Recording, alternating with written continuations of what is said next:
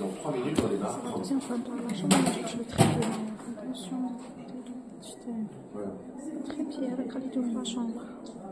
Je crois que ça va aller comme ça. Merci d'être venu pour ce petit atelier. Donc je vais orienter le topo sur d'abord un peu les définitions de la grossesse jeune et de la datation, parce qu'il y a une petite polémique là-dessus, puis il y a des petites questions à régler. Et puis après, une fois qu'on aura bien précisé la datation, on parlera des malpositions de la grossesse. Mais je voudrais quand même passer un petit peu de temps là-dessus. Alors d'abord, grossesse évolutive, eh bien évidemment c'est le sac gestationnel qui va être le plus important. Et puis, quand on travaille en PMA ou dans des centres qui font des échographies précoces, ce qui n'est pas toujours le cas en France, eh bien, on va se baser sur ce sac gestationnel. Je vous ai mis à 6 semaines et 2 jours, il fait 15 mm. Mais ce qui est très important, en fait, c'est pour être sûr qu'on est devant un sac gestationnel et pas devant un faux sac, c'est qu'il faut visualiser cette vésicule vitelline, parce que là, il y a 100% de valeur positive. Si vous avez cette vésicule vitelline dans le sac gestationnel, c'est que c'est une grossesse intracavitaire. C'est pas un faux sac. Si vous avez le sac gestationnel avec cette petite structure qui est une bulle, vous êtes dans la cavité utérine. Alors, effectuer la datation précise, c'est mesurer évidemment la longueur crânio-caudale dès qu'apparaît le petit embryon sur une coupe sagittale stricte, et bien sûr, mesure en millimètres, mais surtout, dès qu'on commence à avoir le pôle céphalique, il faut le laisser en position neutre, et je vous le conseille, en début de grossesse, de le regarder par voie vaginale, parce que c'est se priver de regarder précisément le reste. C'est pas seulement la grossesse qui nous intéresse, c'est aussi les ovaires, c'est aussi la qualité de l'utérus, etc. Donc, la vésicule vitelline, vous voyez, on la voit très bien sur l'embryon de 8 semaines et demie là, à gauche. Il y a le canal vitellin et la vésicule vitelline. Ça, c'est des images extrêmement simples à obtenir, mais jamais obtenues. Par exemple, dans le service où je travaille, quasiment jamais des images comme ça des embryons. Et puis, vous avez à droite un sac gestationnel avec 2 vésicules vitellines, ce qui nous donne un argument pour dire que c'est une grossesse gémellaire. Vous êtes formidable. La mesure de l'embryon, elle doit se faire sur des coupes sagittales strictes. Et c'est pour ça qu'il ne faut pas se priver du 3D. Vraiment, quand on fait l'écho-gynéco, l'écho de début de grossesse, il faut vraiment maintenant, en 2025, faire du 3D, parce que ça nous permet d'avoir une axiale parfaite, une coronale, et à partir du moment où on a l'axiale et la coronale, on aura une sagittale stricte. Et vous voyez que déjà, on voit très bien, on ne va pas détailler l'embryologie du cerveau, mais on voit très bien diocéphale, télencéphale, etc. Et là, on va pouvoir avoir une vraie longueur crânio-caudale. Et pas une longueur crânio-caudale qui peut paraître bonne, vraiment en toute bonne foi de l'échographiste, mais qui ne sera pas exactement dans l'axe. Regardez. Alors, on va utiliser la courbe de Robinson, c'est celle qui est le plus couramment utilisée. Il y a des querelles de clochers en France entre Intergross, Robinson, etc. Enfin bon, c'est de la politique de l'Assemblée nationale. C'est à peu près au niveau de l'Assemblée nationale française, les discussions sur les courbes, mais toujours est-il, vous verrez, d'ailleurs le comparatif de courbes, c'est toujours les mêmes. Donc, utiliser celle-là, elle a été faite sur d'ailleurs très peu de fœtus, mais elle tient miraculeusement le coup depuis 30 ans. Donc la meilleure période de datation, c'est entre 10 mm et 60 mm. Mais la période qu'on va appeler universelle, et je vais revenir dessus tout à l'heure, c'est la période entre 45 et 84 mm. On ne date pas avant cette semaine, et ça va permettre donc évidemment de mieux prédire la période d'accouchement. Alors je vais vous montrer quelques exemples de ce qu'on peut faire en 3D. Regardez cet embryon. On l'a pris en mode multiplan, en mode TUI, par voie vaginale, en 3D. Eh bien, vous voyez que ces 3 embryons, ils sont tout à fait présentables à la maman. Hein. Oh putain de Dieu. ils sont tout à fait présentables à la main, celui-là, celui-là et celui-là, on est content, hein, ils sont beaux, tous ces petits machins. Eh bien, en fait, on a un différentiel de presque 4 mm. Presque 4 mm à cette semaine. Donc on va se planter. Alors évidemment, en plus, si c'est une fécondation en PMA, par exemple, on peut avoir des ennuis avec la patiente. Donc vraiment, faites vraiment attention de utiliser le triplan et prenez la bonne longueur crânio-caudale. Je vais vous montrer très rapidement, parce qu'on ne va pas y passer la nuit, mais je vais vous montrer très rapidement que c'est la même chose à 8 semaines et 3 jours, par exemple. Vous voyez, je vous ai mis les images de Carnegie, qui sont les images de référence de l'embryon en haut à droite. Et bien, vous voyez qu'à 8 semaines et 3 jours, là aussi, on peut se tromper de quelques millimètres. Et puis, c'est dommage. C'est dommage. En plus, on obtient de très très jolies images. Jolies images, oui, mais surtout parce qu'on voit très bien le cordon, la vésicule vitelline, le canal vitellin, etc. Donc, on sait que les paramètres qui font qu'une grossesse est normale sont présents. Voilà. Il y a 9 semaines et 4 jours, c'est pareil. C'est pas pour faire des belles images, c'est pour faire des images précises, pour ne pas passer de 24 mm à 29 mm chez une patiente qui est à 9 semaines et 4 jours. Voilà. Donc, je ne sais pas si le message passera. Il passe très bien en France. Peut-être qu'en Algérie, il passera mieux. En tout cas, là aussi, vous voyez, à 10 semaines et 3 jours, on peut faire les mêmes conneries. On peut passer de 34 à 38 mm, ce qui est idiot, parce qu'on a des machines extrêmement chères, des techniques très sophistiquées, et avec une mesure complètement fausse. Alors, quelles sont les indications des prescriptions d'échographie à cet âge-là? C'est les termes imprécis, évidemment à la PMA, les douleurs pelviennes, les métrorragies, et puis, bien sûr, dans le but de vérifier l'évolutivité, c'est ce que souhaitent évidemment toutes nos patientes, c'est savoir si la grossesse évolue, nous aussi, en particulier en PMA, et dater la grossesse, éliminer une pathologie associée. C'est extrêmement important parce qu'on a maintenant des patientes qui vieillissent, hein, qui font des enfants très tard, après 35, 36, 40 ans, 42 ans. C'est là qu'apparaissent les tumeurs borderline et toutes ces images-là sur les ovaires. C'est là où les utérus peuvent être des utérus porteurs de fibromes. Tout ça, c'est des climats qui sont défavorables à l'embryon, donc il faut le savoir. Le rythme cardiaque, c'est également très important, parce qu'un rythme cardiaque qui est inférieur à 100 battements par minute à 7 semaines, c'est de mauvais pronostic. On ne va pas dire à la dame, il est mort celui-là, on arrête tout. Non, on ne va pas braquer ce fœtus, mais on va très gentiment, avec notre façon à nous, de gynécologue, d'amener les choses de façon empathique et respectueuse, expliquer à la patiente que il faudra la revoir dans une semaine, par exemple, ou 4-5 jours, pour voir la qualité de son embryon. Alors, il y a de nombreux facteurs qui incitent à une datation précise. C'est pour ça que c'est très important. Évidemment, pas la fécondation in vitro, parce qu'on sait exactement quel jour on l'a mis. Donc, on sait quand il a été fabriqué. Il n'y a pas de papa, il n'y a pas de maman, il y a un gynécologue qui a fabriqué l'embryon. C'est plus facile.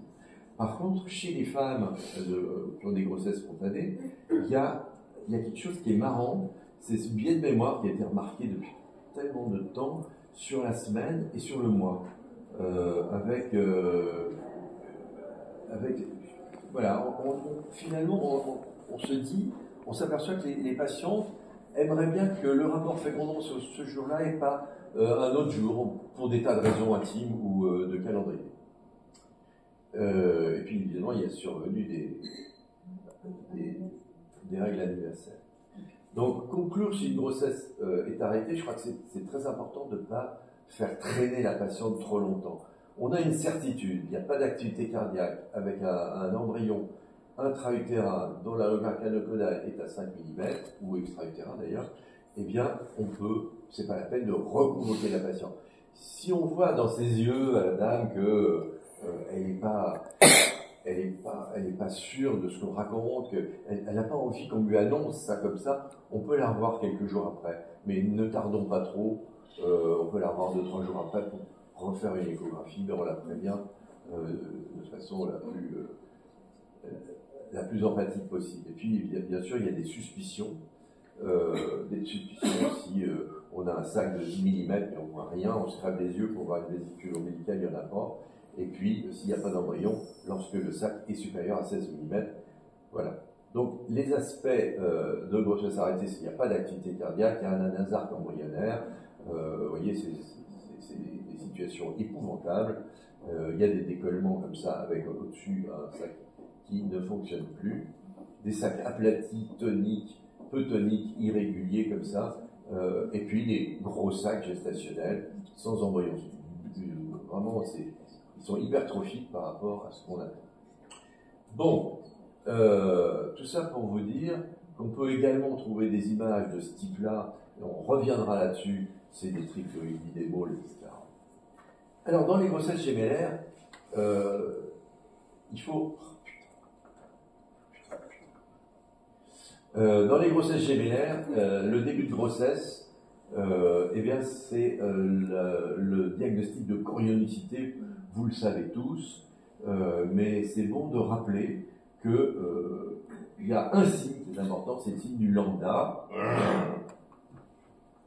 Le signe du lambda, qui est ce signe qui apparaît sous la forme d'un triangle tissulaire. En fait, c'est du placenta qui s'insère entre les deux.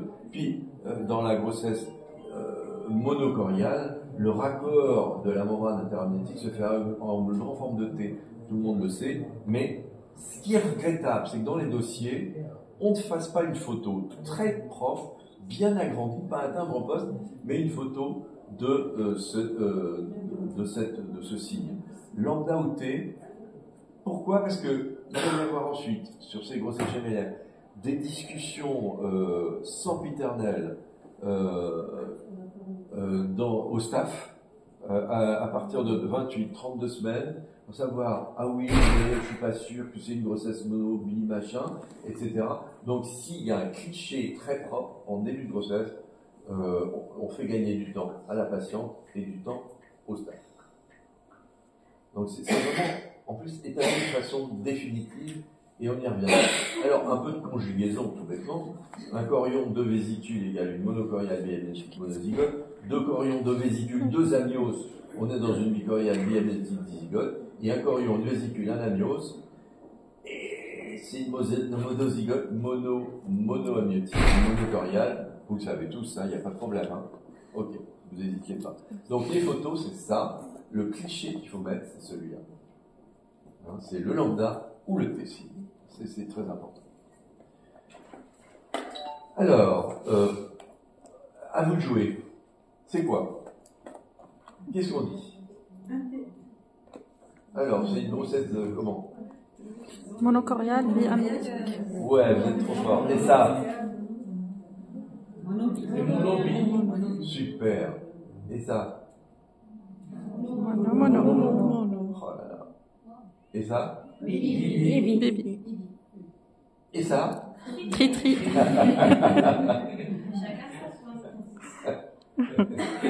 Bon, pour la petite histoire, elle n'avait pas demandé d'induction embryonnaire.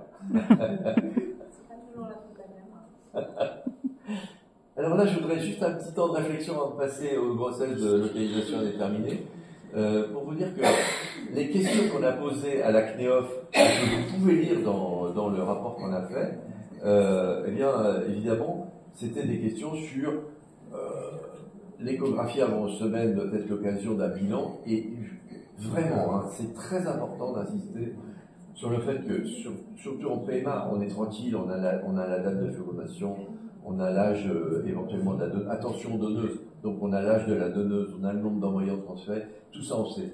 Mais on a parfois pas trop de renseignements sur une malformation utérine éventuelle, et en tout début de grossesse, on les voit vachement bien, les utérus mal foutus.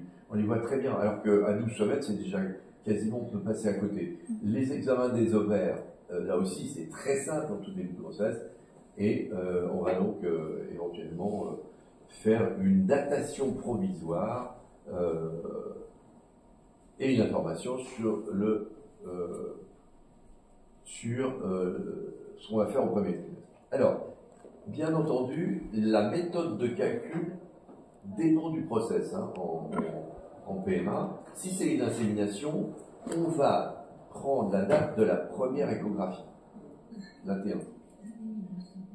Donc c'est elle qui va être la première échographie qui va être utilisée pour établir la date de début de grossesse. Si c'est en transfert d'embryon frais, on prendra la date de la ponction ovocitaire. Ça va servir de référence comme début de grossesse. Et si c'est un transfert d'embryon congelé, on prendra la date du transfert moins l'âge de l'embryon, c'est à peu près 5 jours. D'accord? Tout le monde le sait. Et là, c'est précis, on est tranquille. C'est encore plus précis que notre image d'échographie.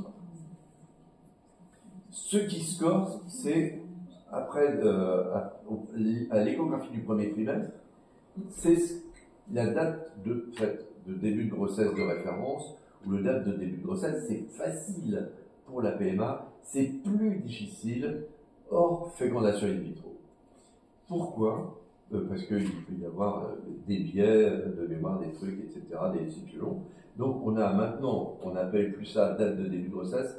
On a décidé depuis l'an dernier, je pense que vous l'utilisez aussi, en Algérie, je ne sais pas. En tout cas, nous en France, ça s'appelle date de début de grossesse échographique de référence, la DGER, qui désigne la date issue de la datation échographique de l'examen de 12 semaines.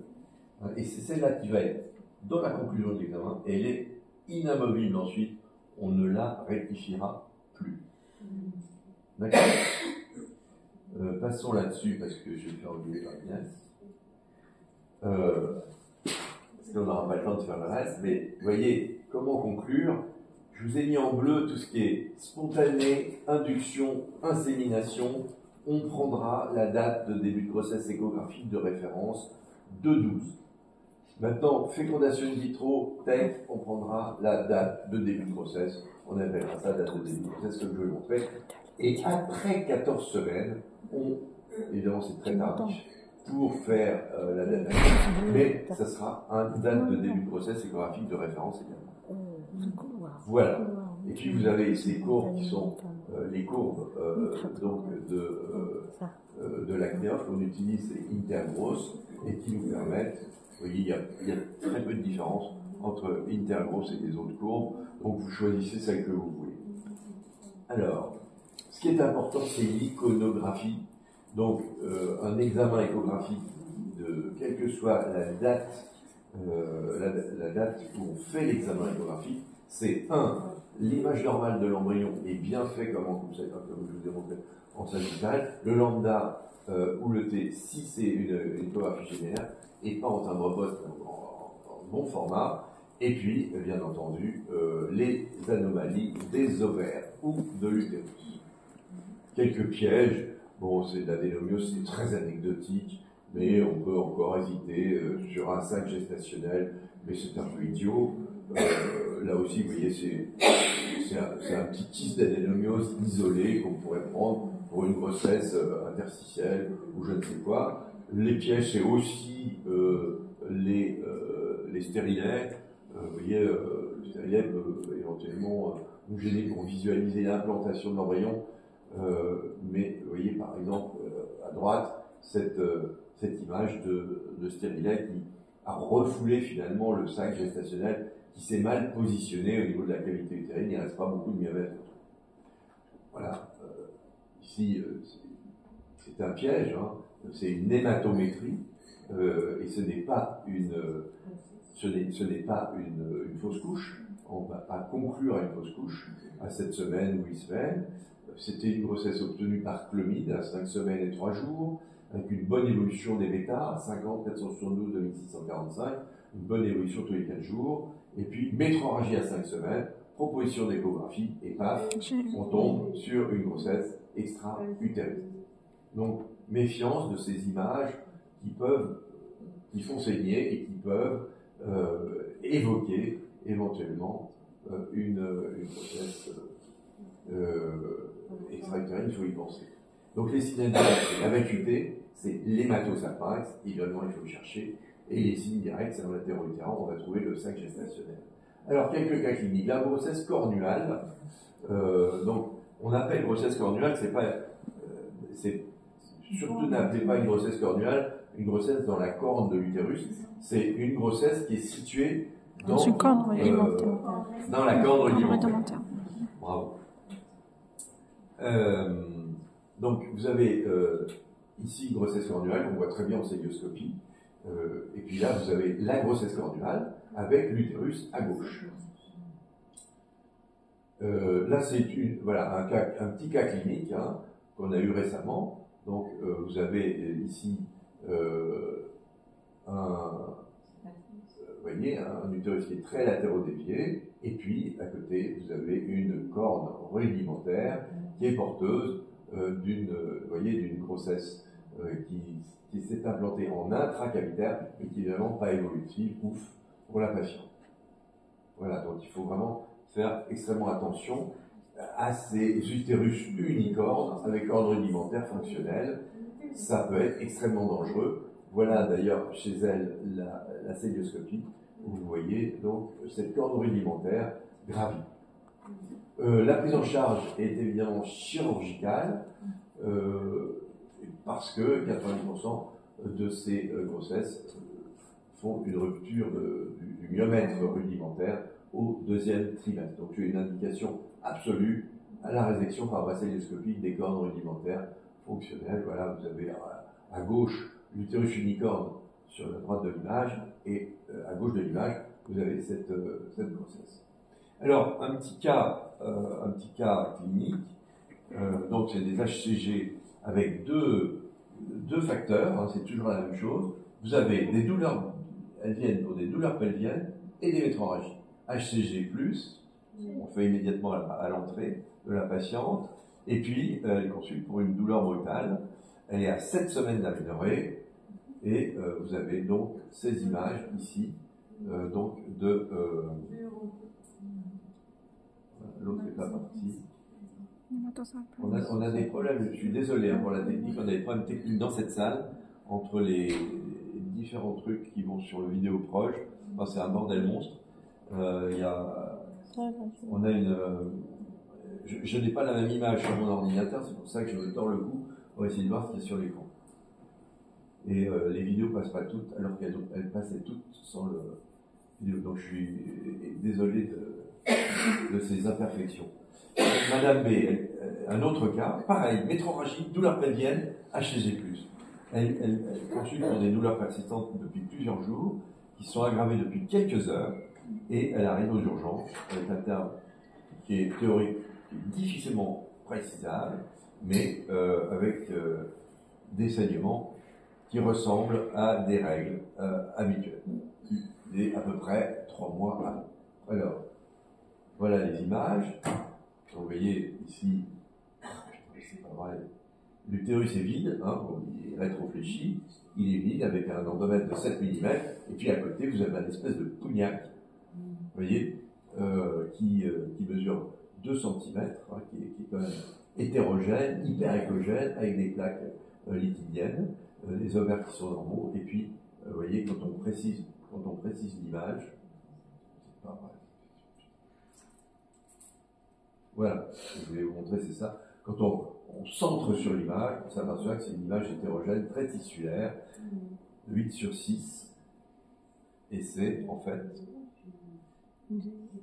c'est ça. Vous voyez, c'est cette espèce de pougnac hématite qui est en fait une image d'extension trophoblastique pelvienne, c'est-à-dire, en fait, c'est pour ça que c'était très mal localisé au départ. Je vous montre les images. Voilà, vous avez l'utérus, et puis vous avez, vous voyez, il y a l'ovaire, mais à côté, c'est très hyper écogène, très dense, c'est mal individualisé en périphérie du petit ovaire, et puis, là vous avez l'ovaire droit, puis vous avez une masse très floue, à contour peu net, vous voyez, avec des vacuoles à l'intérieur. Cette structure-là, elle est... En fait, c'est ça qui correspond à cette image de migration vers le péritoine et qui s'accroche sur le péritoine. Voilà. Donc il y a une extension, vous voyez, du trophoblaste vers le pelvis. Alors, une patiente, encore une, là on va, j'espère que ça va marcher. C'est une patiente là qui est, on va prendre que des cas de patientes qui arrivent vers 7 à 8 semaines.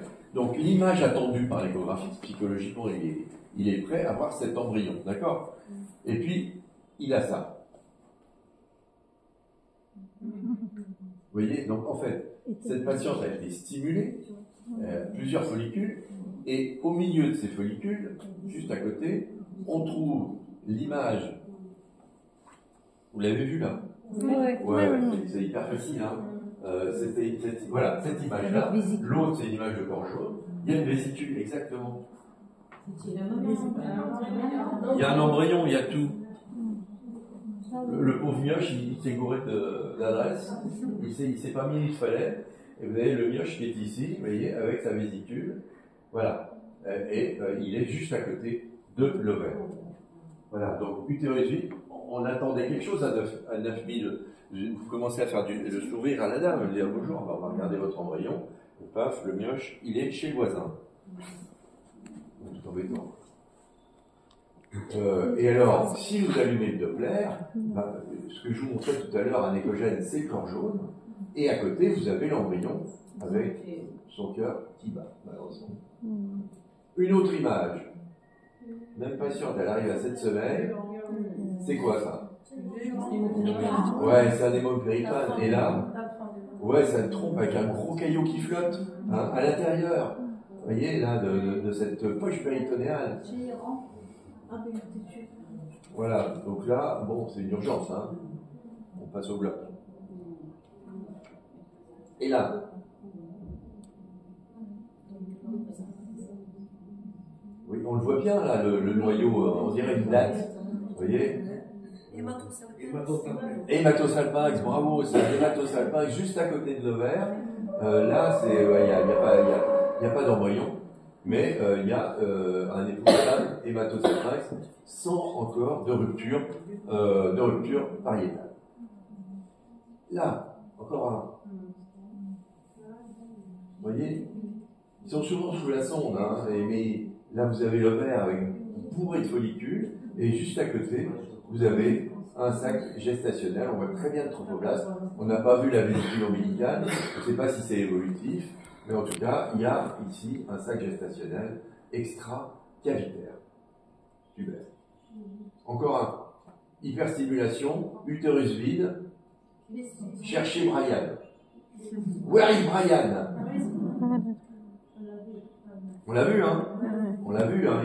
Brian, il est planqué derrière, mais là, c'est un kyste hémorragique. Et vous l'avez vu ici, hein? Oui. D'accord? Voilà. Donc, vous voyez, il faut aller chercher. Allez, hop, il apparaît ici. D'accord? Voilà. Voilà. Donc, en fait, le truc, le petit tip, c'est qu'il faut aller chercher du côté de l'ovaire.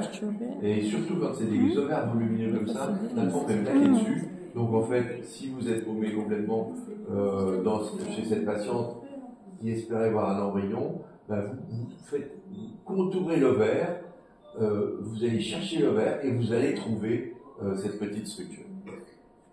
Là aussi, là on est alors là plaqué sur l'ovaire, vous voyez, c'est une grossesse ovarienne. Hein. L'embryon s'est plaqué sur l'ovaire, vous avez le corps jaune ici, et la grossesse qui est juste ici, voyez, associée au parenchyme ovarien, on n'arrive pas à dissocier les deux. Donc, cherchez l'ovaire et vous trouverez Brian. Alors, voilà une autre grossesse ovarienne ici, donc on va passer vite. Et puis, voilà d'autres images de grossesse ovarienne. Ça, c'est issu du bouquin d'Artin, qui est très vieux maintenant. Et puis, on va regarder maintenant ce qui se passe dans d'autres cordes rudimentaires. Ça, c'est un cliché de mon ami Khalil Zouiten qui m'a envoyé ça. Vous voyez, il l'a vu récemment, je crois il y a un mois ou deux, en Martinique, à Fort-de-France, où il travaille. Et vous avez ici donc cette grossesse dans une corde rudimentaire qui est devenue en fait une grossesse abdominale avec l'utérus ici et la grossesse qui se développe tranquillement en abdominal. Et puis il y a les malpositions. Il y a les malpositions comme celle-là. Vous voyez, vous avez ici un omniview, donc je vous conseille de le faire. Ça nous permet de bien visualiser ici le sac gestationnel. Il y a un petit sac ici, on ne sait pas ce que c'est, et le sac gestationnel qui est à peu près bien posé au milieu de la cavité utérine. Et il y a un deuxième, et donc on prévient la dame qu'elle risque de saigner. Hein. Voilà. Mais en tout cas, on va vérifier que celui-là est encore évolutif, par exemple, une semaine après. On va reprendre nos patientes. Madame C maintenant. Madame C, pareil, douleur et métrorragie. Elle consulte pour ses douleurs depuis quelques jours. Elle a des traces de métrorragie. Elle dit ouais, j'ai mal, mais c'est normal, je suis enceinte. Et elle est à 6 semaines d'aménorrhée. Voilà l'image donc de la cavité utérine, avec ici, vous voyez, ici l'endomètre. Et là, vous avez une grossesse extracavitaire qui se trouve où? Comment? Exactement, exactement. C'est une grossesse interstitielle. Bravo. Bravo, bravo. Et là, c'est une grossesse. Alors, regardez, ça, c'est l'utérus en coupe frontale. Vous avez ici, en fait, une incisure qui est moins de 10 mm. On ne peut pas parler de bicorne, mais c'est quand même un utérus de bâtard, hein, comme on dit chez moi. Et vous avez là un stérilène, vous voyez, dans cette partie-là de la cavité utérine. Et ici, vous avez un utérus, un sac qui est où? Intracavitaire. Intracavitaire. Trop bien.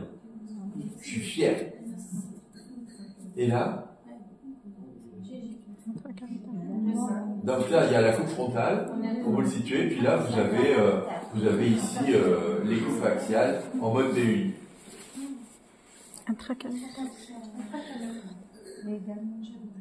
Bah, c'est une grossesse gémellaire bicoriale, biamultique, qui est située dans un utérus, vous voyez, qui est pas si mal, quoi. U0. Voilà, chacun son point. Alors, je vois que le groupe est très fort, mais on va quand même en reparler parce que c'est très important. D'abord, de ne plus parler de grossesse cornéale, mais je pense que tout le monde a pigé, mais vraiment de différencier les grossesses angulaires des grossesses interstitielles. Pourquoi? Parce que c'est vrai que si on fait que des coupes 2D, et souvent nos pauvres internes aux urgences ont la machine la plus pourrie du service, parce que le chef de service a décidé que comme c'était des fantassins, on allait leur donner une vieille carabine avec une balle à blanc et qu'ils allaient se faire matraquer. Alors que le général, lui, il a le 3D et il arrive le matin à 9h. L'autre, il a les yeux cernés et il s'est fait une grossesse interstitielle qu'il a braquée et ils se sont engueulés parce qu'il a braqué une grossesse angulaire. Donc, s'il y a des chefs de service ici ou des patrons de services de clinique, le message, c'est de donner la meilleure machine aux jeunes. Ou alors d'aller faire ses gardes, ou alors de mettre les vieux avec la bonne machine de garde. C'est un peu provocateur, mais c'est vrai. Donc, en fait, la grossesse angulaire, elle est dans la cavité utérine, sous l'ostium. La grossesse interstitielle, elle est dans le biomètre, au-dessus de l'ostium. Vous voyez? Donc, c'est le... Voilà. Alors, regardez. Voilà, là, on le voit bien. Et c'est vraiment... c'est pour ça que je conseille vraiment d'acheter des sondes... mais je pense que tout le monde en Algérie maintenant a des sondes vaginales 3D, parce que tous les fabricants en font maintenant, et c'est à peu près le même prix que les sondes 2D. Mais c'est tellement important quand on prend la responsabilité de faire de l'échographie de grossesse et gynécologie, parce que cette coupe est fondamentale. C'est en 2 minutes, on a fait cette coupe et on a compris que la grossesse était sous l'ostium, dans l'utérus. Donc on rassure la patiente. On rassure la patiente et on lui explique que la grossesse est mise dans l'angle et que on va lui reprendre, disons, en toute sérénité, on va reprendre l'examen 15 jours plus tard. Le pronostic est excellent, hein, ça c'est une étude qui est relativement récente. Le pronostic obstétrical est excellent. Les grossesses se normalisent quasiment toutes.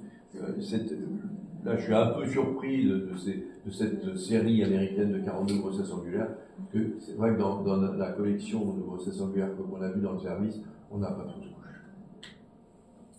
Voilà, donc on réassure, on a une attitude évidemment expectative, mais comme dans une autre grossesse, et je pense que grâce à la coupe frontale, on n'a plus besoin d'expectative ou de choses comme ça. c'est vrai que maintenant, ma pratique à moi, c'est soit de la revoir une semaine après si toute l'équipe est angoissée, soit de la revoir à 12 semaines en disant, mais oui, la grossesse, elle est bien située. Quoi. Voilà. Donc là, et là. Là, elle est assez différente. Oui, voilà, elle est très loin de l'angle. Là, elle est en dessous de l'ostium, donc on est tranquille. Quoi. Là, voilà encore des tas d'images. Alors, ces utérus-là, c'est ceux-là qui sont embêtants en 2D. Ils sont très embêtants en 2D parce qu'on a l'impression de quitter la cavité utérine, se retrouver dans le myomètre. C'est pour ça que cette image-là, en tournant comme ça, façon kebab, dans l'axe vertical, on arrive à voir vraiment, voilà, l'endomètre autour, exactement. On voit l'endomètre autour, on sait qu'on est finalement en dessous de l'ostium, on est bien, quoi. On est bien, on rassure la patiente, et puis c'est tout. En voilà d'autres. Voilà un utérus, vous voyez, qui est cloisonné. Là aussi, c'est pareil. Pas d'affolement. Hein. La coupe frontale va bien nous montrer. Alors, vous voyez, en plus, il a une cavité qui est un peu courbe, qui est bizarre. Celle-là est bien rectiligne. Le mioche Brian, il s'est mis là. Il s'est mis au milieu de cette cavité, mais il est intracavitaire. Donc, pas de danger. Bon, elle va peut-être faire une chose que je veux. Ça, c'est pas grave, il n'y a pas de danger. Alors que dans la grossesse interstitielle, il y a un très gros risque de grossesse, de rupture utérine. Donc, je vous disais, l'axe du kebab, il est excellent, parce qu'on va tourner autour de l'utérus, et on va bien individualiser. En fait, vous mettez le point sur l'ostium, et vous tournez, vous faites une rotation grâce, en fait, à l'axe ici vertical, et vous faites une rotation comme ceci, et vous voyez très bien que votre point fixe étant l'ostium, il est complètement dans le myomètre. Voilà. Alors, ça je vais vous montrer. Et puis, ça donne ça à la cellule. Hein. C'est complètement classique, l'interstitielle. Elle donne ce genre d'image très impressionnante dans cellule. Vous voyez, là aussi, vous voyez, là on a dépassé le stade. On a dépassé le stade de l'ostium, hein, on est au-dessus, et voilà exactement ce que ça donne. Là, c'est la même chose, on a dépassé là aussi l'ostium. Alors, les traitements, c'est souvent l'injection de méthotrexate in situ, ça marche relativement pas mal. C'est malheureusement épouvantablement long pour la patiente, c'est-à-dire que ça peut durer des mois quand elles sont relativement importantes. Et l'involution peut durer des mois, mais ça évite l'intervention. On injecte, c'est très simple d'injecter du méthotrexate in situ.